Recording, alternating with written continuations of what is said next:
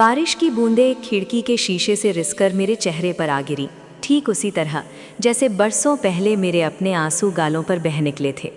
आज भी उस रात की गूंज मेरे कानों में साफ सुनाई देती है। उस रात जब मेरे पिता ने दिल्ली की मूसलाधार बारिश के बीच मुझे देखकर कहा था, तुमने गलत इंसान से शादी की है। उनके शब्द मेरे दिल में एक तीर की तरह लगे थे और मैं उस पल बस कमरे से बाहर निकल गया था।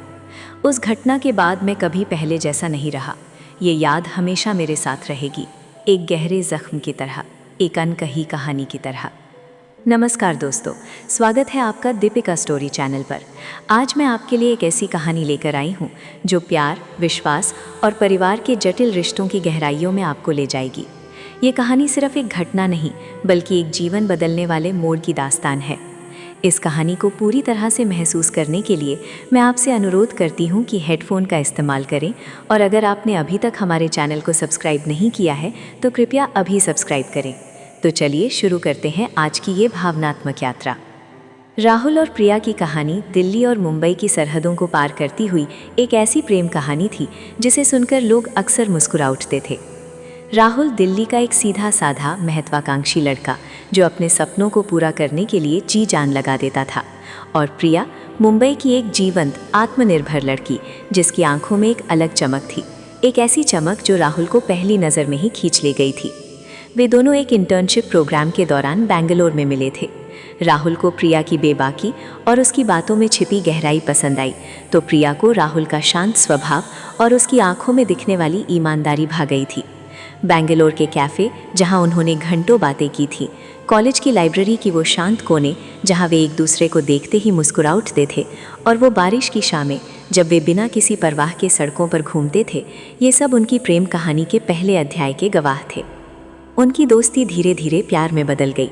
राहुल को याद है, एक बार कोलकाता में एक कॉन्फ्रेंस के दौरान जब प्रिया को तेज़ बुखार आया था तो वो रात भर उसके सिरहाने बैठा रहा था। उस रात प्रिया ने बुखार की बेहोशी में राहुल का हाथ पकड़कर कहा था, तुम हो तो सब ठीक है। राहुल के लिए वो पल एक एहसास था कि प्रिया सिर्फ उसकी दोस्त नहीं बल्कि उसकी दुनिया बन चुकी थी। प्रिया के लिए राहुल वो सहारा था जो उसने कभी नहीं सोचा था कि उसे मिलेगा। मुंबई की भागदौड़ भरी जिंदगी में राहुल की शांत मौजूदगी उसे सुकून देती थी। उन्होंने कई सालों तक लॉन्ग डिस्टेंस रिलेशनशिप को संभाला, फ़ोन कॉल्स पर रातें गुजारी, वीडियो कॉल्स पर एक दूसरे को देखकर मुस्कुराते रहे और हर छोटी बड़ी बात एक दूसरे से शेयर की। उनका प्यार हर दूरी और हर चुनौती पर भारी पड़ रहा था। जब राहुल ने अपने पिता राकेश जी को प्रिया के बारे में बताया तो उन्हें लगा था कि सब आसानी से मान जाएंगे, लेकिन राकेश जी दिल्ली के एक पारंपरिक परिवार से ताल्लुक़ रखते थे। उनके लिए परिवार की इज्जत, रीति रिवाज और परंपराएं सर्वोपरि थीं। बेटा, हमने तुम्हारे लिए कई रिश्ते देखे हैं, एक अच्छी लड़की है, हमारे ही समाज से है, दिल्ली की है, राकेश जी ने एक दिन कहा था। राहुल ने उन्हें समझाने की बहुत कोशिश की, पिताजी, प्रिया बहुत अच्छी है, पढ़ी लिखी है, आत्मनिर्भर है, उसका परिवार भी बहुत अच्छा है। लेकिन राकेश जी को मुंबई की लड़की जिसका कोई बैकग्राउंड नहीं था स्वीकार्य नहीं थी। उनकी चिंताएं जायज़ थीं, वे चाहते थे कि राहुल का घर बसे, लेकिन अपने तरीके से। राहुल के लिए ये एक बड़ी चुनौती थी। प्रिया भी जानती थी कि उसे राहुल के परिवार का दिल जीतना होगा। कई महीनों तक राहुल ने अपने पिता को मनाने की कोशिश की। उसने प्रिया से मिलने के लिए उन्हें मुंबई बुलाया, लेकिन राकेश जी ने हमेशा टाल दिया। राहुल और प्रिया ने हार नहीं मानी। उन्होंने एक दूसरे का हाथ मजबूती से थामे रखा। एक दिन जब राहुल के पिता को दिल का दौरा पड़ा तो प्रिया बिना कुछ सोचे समझे मुंबई से दिल्ली आ गई। उसने दिन रात राकेश जी की सेवा की, उनकी दवाइयों का ध्यान रखा, उनके लिए खाना बनाया और एक बेटी की तरह उनकी देखभाल की। राकेश जी ने पहली बार प्रिया को करीब से देखा। उसकी निस्वार्थ सेवा, उसकी विनम्रता और उसकी राहुल के प्रति अटूट निष्ठा को महसूस किया। धीरे धीरे उनके दिल की बर्फ पिघलने लगी। जब राकेश जी ठीक होकर घर लौटे तो उन्होंने राहुल का हाथ प्रिया के हाथ में रखकर कहा, मेरी गलती थी बेटा, प्रिया जैसी बहू तो किस्मत वालों को मिलती है। राहुल और प्रिया की आंखों में खुशी के आंसू थे। आखिरकार उनका प्यार जीत गया था। उनकी शादी धूमधाम से हुई। दिल्ली और मुंबई के मेहमानों से उनका घर गुलजार था। शादी के बाद का पहला साल किसी ख्वाब से कम नहीं था। राहुल और प्रिया ने अपने छोटे से फ्लैट को प्यार से सजाया था। सुबह की चाय साथ में पीना, शाम को ऑफिस से आकर एक दूसरे का हाल पूछना, वीकेंड पर दिल्ली के ऐतिहासिक स्थलों पर घूमना, चांदनी चौक की गलियों में पकवानों का स्वाद लेना, हर पल प्यार से भरा था। राहुल को लगता था कि उसने दुनिया की सबसे अच्छी लड़की से शादी की है। प्रिया भी राहुल को अपनी दुनिया मानती थी। राकेश जी भी प्रिया को काफ़ी पसंद करने लगे थे। अक्सर वे प्रिया को अपनी बेटी कहते थे और उसके हाथ का बना खाना बड़े चाव से खाते थे। सब कुछ इतना परफेक्ट लग रहा था कि राहुल ने कभी सोचा भी नहीं था कि उनकी इस खूबसूरत दुनिया में कभी कोई दरार आ सकती है। लेकिन धीरे धीरे राहुल को प्रिया में कुछ बदलाव महसूस होने लगे। कभी कभी प्रिया गुमसुम रहने लगती थी, उसका फ़ोन अक्सर व्यस्त रहता था और जब राहुल पूछता तो वो कहती बस ऑफिस का काम था। कभी कभी वो देर रात तक जागती रहती और राहुल को लगता कि वो किसी गहरी सोच में डूबी है। राहुल ने इन बातों पर ज़्यादा ध्यान नहीं दिया। उसे लगा कि शादी के बाद नई जिम्मेदारियां होती हैं और प्रिया शायद उन सब की वजह से थोड़ी तनाव में है। उसने प्रिया से बात करने की कोशिश की। प्रिया, क्या बात है? तुम आजकल थोड़ी बदली बदली सी लग रही हो। प्रिया मुस्कुराकर कहती, नहीं राहुल, ऐसी कोई बात नहीं है, बस थोड़ा काम का प्रेशर है। राहुल उसकी बातों पर विश्वास कर लेता था क्योंकि उसे प्रिया पर अटूट भरोसा था। एक दिन राहुल के पिता ने राहुल को बुलाया। राकेश जी, जो अपने अनुभव और पैनी नज़र के लिए जाने जाते थे, कुछ दिनों से प्रिया के व्यवहार को करीब से देख रहे थे। उन्होंने प्रिया को एक अनजान नंबर से बार बार फ़ोन आते देखा था और प्रिया उन कॉल्स को राहुल से छिपा कर उठाती थी। एक बार तो उन्होंने प्रिया को घर के बाहर किसी से बात करते हुए भी देखा था, लेकिन प्रिया ने उन्हें बताया कि वो अपनी पुरानी कॉलेज फ्रेंड से मिली थी। राकेश जी को ये सब थोड़ा अजीब लगा। उन्हें लगा कि कुछ ऐसा है जो प्रिया राहुल से छिपा रही है। उनकी पुरानी चिंताएं फिर से ताज़ा होने लगी थीं। राकेश जी ने धीरे धीरे प्रिया पर नज़र रखनी शुरू की। एक दिन उन्होंने देखा कि प्रिया राहुल को बताए बिना एक टैक्सी लेकर कहीं जा रही है। उन्होंने उसका पीछा किया। प्रिया एक सुनसान जगह पर उतरी और एक कैफ़े में चली गई जहां एक लड़का उसका इंतज़ार कर रहा था। राकेश जी को उस लड़के का चेहरा कुछ जाना पहचाना लगा, लेकिन वे पहचान नहीं पाए। उन्होंने दूर से देखा कि प्रिया और वो लड़का काफ़ी देर तक बात करते रहे और प्रिया बहुत परेशान दिख रही थी। लड़के के हाव भाव में कुछ धमकी भरा था और प्रिया बार बार अपने आंसू पोंछ रही थी। राकेश जी का दिल बैठ गया। वे राहुल के पास सीधे नहीं जा सकते थे क्योंकि उनके पास कोई ठोस सबूत नहीं था और वे राहुल को बेवजह परेशान नहीं करना चाहते थे। उन्होंने अपनी रिसर्च शुरू की। उन्होंने उस कैफ़े के बारे में पता लगाया और कुछ दिनों बाद उसी लड़के को प्रिया के साथ फिर से देखा। इस बार वे थोड़ा और करीब गए और उन्होंने उस लड़के की आवाज़ सुनी जो प्रिया को धमका रहा था। राकेश जी को अब यकीन हो गया था कि कुछ तो गड़बड़ है। उन्होंने उस लड़के की तस्वीर खींच ली और अपने कुछ पुराने दोस्तों की मदद से उस लड़के के बारे में जानकारी निकलवाई। जो जानकारी उन्हें मिली उसने उनके पैरों तले ज़मीन खिसका दी। वो लड़का रोहन था, प्रिया का पुराना बॉयफ्रेंड, जिसके साथ प्रिया का कॉलेज के दिनों में एक बहुत बुरा ब्रेकअप हुआ था। रोहन एक जुनूनी और धोखेबाज इंसान था जिसने प्रिया को तब बहुत परेशान किया था। राकेश जी को पता चला कि रोहन प्रिया को ब्लैकमेल कर रहा था। उसके पास प्रिया की कुछ निजी तस्वीरें और चैट थीं जिन्हें वो सार्वजनिक करने की धमकी दे रहा था अगर प्रिया उसकी पैसों की मांग पूरी नहीं करती। प्रिया ने अपनी बदनामी और अपने परिवार की इज्जत बचाने के लिए रोहन को पैसे दिए थे और वो राहुल से ये सब छिपा रही थी क्योंकि उसे डर था कि राहुल उसे गलत समझेगा और उनका रिश्ता टूट जाएगा। ये जानकर राकेश जी का दिल टूट गया। उन्हें लगा कि प्रिया ने राहुल को एक बड़े धोखे में रखा है। उन्होंने पहले ही राहुल को चेताया था, लेकिन राहुल ने उनकी बात नहीं मानी थी। अब उन्हें लगा कि राहुल की ज़िंदगी बर्बाद हो रही थी। उनके मन में गुस्सा, निराशा और राहुल के लिए चिंता का तूफान उमड़ पड़ा। और फिर वो रात आई। दिल्ली में घनघोर बारिश हो रही थी, बिजली कड़क रही थी और हवाएं तेज़ चल रही थीं। राहुल ऑफिस से लौटा था, थोड़ा थका हुआ, लेकिन प्रिया के लिए उसके दिल में हमेशा की तरह प्यार था। उसने देखा कि प्रिया पहले ही सो चुकी है। वो कमरे में आकर कपड़े बदल ही रहा था कि उसके पिता राकेश जी उसके कमरे में आए। उनके चेहरे पर चिंता और गुस्सा साफ दिख रहा था। राहुल ने कभी अपने पिता को इतना परेशान नहीं देखा था। पिताजी, क्या हुआ? आप ठीक तो हैं? राहुल ने पूछा। राकेश जी ने एक गहरी सांस ली। उनकी आवाज़ में कड़वाहट थी। राहुल, मुझे तुमसे कुछ बात करनी है। राहुल को लगा कि कुछ गंभीर है। उसने अपने पिता को बैठने का इशारा किया। राकेश जी ने हाथ में कुछ तस्वीरें और कुछ कागजात पकड़े हुए थे। उन्होंने धीरे धीरे वो सब राहुल के सामने रख दिया। ये क्या है पिताजी? राहुल ने पूछा। उसकी आवाज़ में थोड़ी घबराहट थी। ये तुम्हारी पत्नी का सच है राहुल, वो सच जो उसने तुमसे छिपाया है और वो सच जो तुम्हारी ज़िंदगी बर्बाद कर रहा है, राकेश जी ने कहा। राहुल ने तस्वीरों और कागजात को देखा। उनमें प्रिया और रोहन की तस्वीरें थीं, कुछ पुरानी और कुछ हाल की, जहां वे कैफ़े में मिल रहे थे। साथ में कुछ बैंक ट्रांजैक्शन के कागजात भी थे जो प्रिया ने रोहन को किए थे, और एक चैट का प्रिंट आउट भी था जिसमें रोहन प्रिया को ब्लैकमेल कर रहा था। राहुल का दिल एक पल के लिए धड़कना भूल गया। उसकी आंखों के सामने अंधेरा छा गया। उसे विश्वास नहीं हो रहा था कि वो जो देख रहा है वो सच है। नहीं, ये सच नहीं हो सकता पिताजी, राहुल ने कांपते हुए कहा। ये सच है बेटा, मैंने अपनी आंखों से देखा है, मैंने खुद इसकी पड़ताल की है। प्रिया तुमसे झूठ बोल रही है। वो रोहन नाम के लड़के को पैसे दे रही है।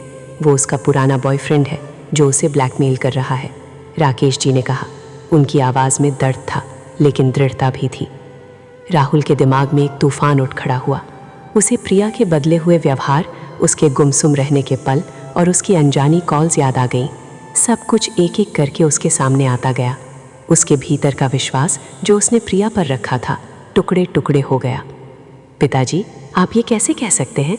राहुल ने गुस्से और दर्द के मिले जुले भाव से कहा। आप प्रिया को जानते नहीं हैं।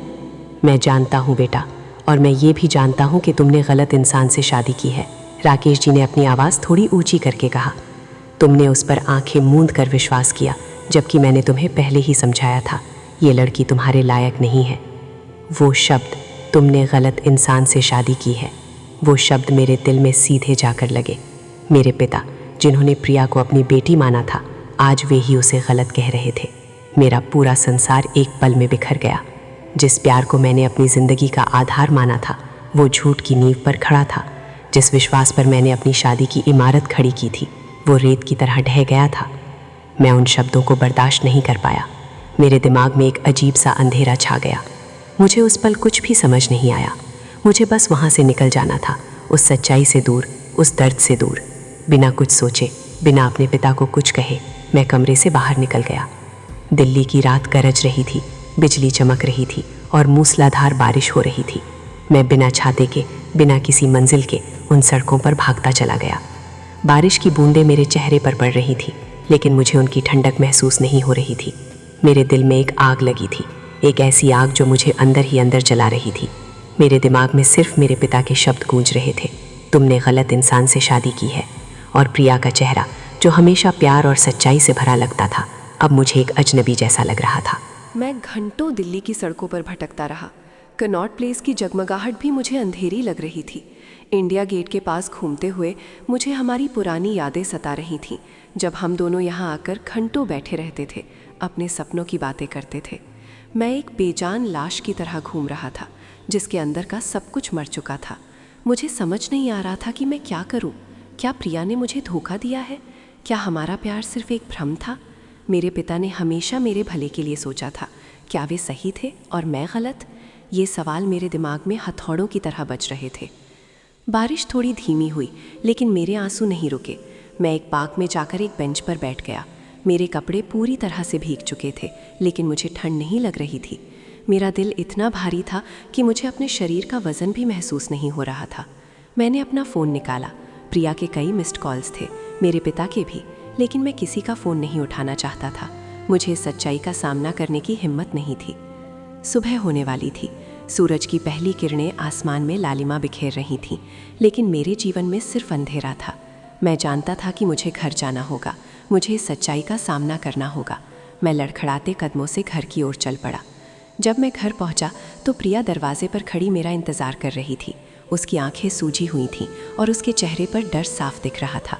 मेरे पिता भी वहीं थे, उनके चेहरे पर चिंता और निराशा थी। प्रिया ने मुझे देखा और मेरे पास आकर मेरा हाथ पकड़ना चाहा, लेकिन मैंने अपना हाथ पीछे खींच लिया। प्रिया, क्या ये सब सच है? मैंने अपनी आवाज़ को नियंत्रित करते हुए पूछा। प्रिया की आंखों से आंसू बहने लगे। वो घुटनों के बल बैठ गई। राहुल, मुझे माफ़ कर दो। मैं तुम्हें सब कुछ बताना चाहती थी, लेकिन मुझे डर लगा। डर? किस बात का डर? मैंने गुस्से से पूछा। क्या तुम्हें मुझ पर विश्वास नहीं था? क्या तुम्हें लगा कि मैं तुम्हें समझ नहीं पाऊंगा? प्रिया ने अपनी कहानी सुनाई। रोहन उसका कॉलेज बॉयफ्रेंड था, जो बहुत जुनूनी और हिंसक था। उनके ब्रेकअप के बाद भी वो प्रिया को परेशान करता रहा। एक बार उसने प्रिया की कुछ निजी तस्वीरें चोरी कर ली थीं और उन्हें ऑनलाइन पोस्ट करने की धमकी दी थी। प्रिया ने अपने परिवार की इज्जत और अपनी शांति के लिए उसे पैसे दिए थे और ये सिलसिला चलता रहा। रोहन बार बार पैसों की मांग करता रहा और प्रिया उसे मना नहीं कर पाती थी, क्योंकि उसे डर था कि वो सच में कुछ ऐसा कर देगा जिससे उसकी और उसके परिवार की बदनामी होगी। वो राहुल को ये सब बताना चाहती थी, लेकिन उसे लगा कि राहुल उसे गलत समझेगा, कि राहुल उसके अतीत को स्वीकार नहीं कर पाएगा। उसे डर था कि उसका और राहुल का रिश्ता टूट जाएगा। मैंने तुम्हें सिर्फ इसलिए नहीं बताया क्योंकि मैं तुम्हें खोना नहीं चाहती थी राहुल। मुझे पता था कि ये मेरी गलती है, लेकिन मैं इतनी कमज़ोर पड़ गई थी कि मुझे कोई और रास्ता नहीं दिखा। प्रिया ने रोते हुए कहा। मेरे पिता ने भी प्रिया की बात सुनी। उनके चेहरे पर अब गुस्सा नहीं बल्कि उदासी थी। उन्होंने प्रिया से कहा, बेटा, तुम्हें ये सब राहुल को बताना चाहिए था। झूठ की नींव पर कोई रिश्ता नहीं टिकता। प्रिया ने अपने पिता की ओर देखा, फिर मेरी ओर। मुझे उस पल बहुत कुछ समझ आया। प्रिया गलत थी, उसने मुझसे झूठ बोला था, लेकिन उसकी मजबूरी भी थी, उसका डर भी जायज़ था। लेकिन मेरे दिल में एक गहरा घाव हो चुका था। मेरे पिता के शब्द अभी भी मेरे कानों में गूंज रहे थे, तुमने गलत इंसान से शादी की है। मैंने प्रिया को उठाया। हम इस समस्या का सामना मिलकर करेंगे, मैंने कहा। मेरी आवाज़ में अब गुस्सा नहीं बल्कि एक अजीब सी शांति थी। लेकिन प्रिया, मेरा विश्वास टूट गया है। इसे दोबारा बनाने में बहुत समय लगेगा। वो दिन, वो रात और मेरे पिता के वो शब्द मेरे जीवन में हमेशा के लिए एक अमिट छाप छोड़ गए। उस घटना के बाद मैं कभी पहले जैसा नहीं रहा। मेरा भोलापन, मेरा दुनिया को देखने का वो सरल नज़रिया, सब कुछ बदल गया। मैंने सीखा कि प्यार सिर्फ रोमांस और खुशी नहीं है, ये विश्वास, ईमानदारी और कभी कभी कड़वी सच्चाइयों का सामना करने का नाम भी है। मैंने सीखा कि हर इंसान के अपने अतीत होते हैं, अपनी मजबूरियां होती हैं और कभी कभी वे हमसे ऐसे राज छिपाते हैं जो हमारे रिश्तों को हिला देते हैं।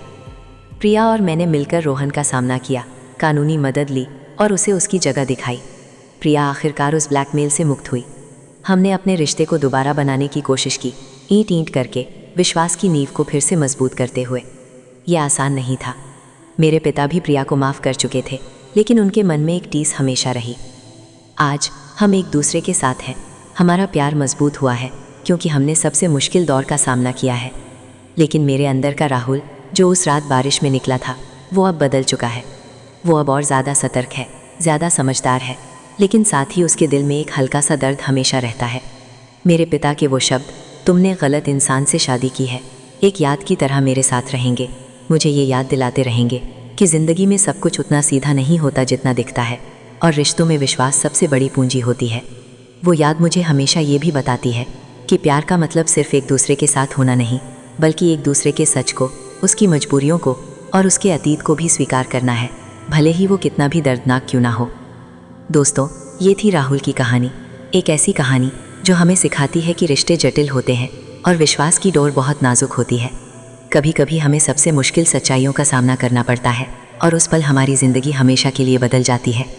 अगर आपको ये कहानी पसंद आई हो तो कृपया इसे लाइक करें, अपने विचार कमेंट बॉक्स में शेयर करें और दीपिका स्टोरी चैनल को सब्सक्राइब करना ना भूलें। मिलते हैं अगली बार एक और नई कहानी के साथ। तब तक के लिए अपना ध्यान रखें और प्यार फैलाते रहें।